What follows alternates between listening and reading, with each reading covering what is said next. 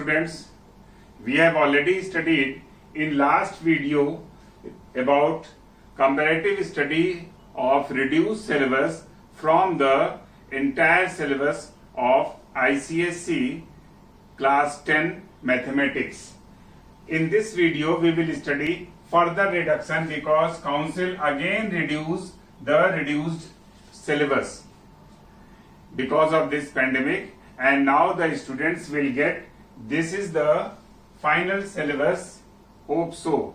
And for that you just see last video related to the reduced syllabus in which we already discussed comparative study of all the topics chapter wise. Now as far as we are concerned about further reduction, in the first topic, actually in class 10 ICSE mathematics, the whole syllabus is divided into 7 parts. Okay, in first part, commercial mathematics. In commercial mathematics, nothing reduced from the already reduced syllabus, though in reduced syllabus shares and dividends already reduced from the main syllabus. Okay, try to understand the differentiation between main syllabus, reduced syllabus and further reduced syllabus. These are 3 segments. Okay, now shares and dividend already reduced from the main syllabus.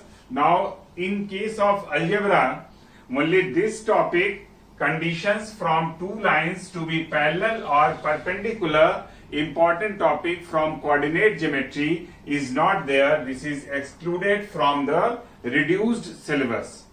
Okay, as far as we are concerned about this direct simple application on proportions only, already excluded from the main syllabus. GP is already excluded from the main syllabus, and then in the same way simple applications also not there. And in the same way in case of geometry, this time from reduced syllabus, constructions entirely excluded. That is both the types of construction of tangents to a circle from an external point or circumscribing and inscribing a circle on a triangle or rectangular hexagon. Nothing is there. This regular hexagon and triangles, nothing is there, means you will not find any question from construction in the forthcoming board examination.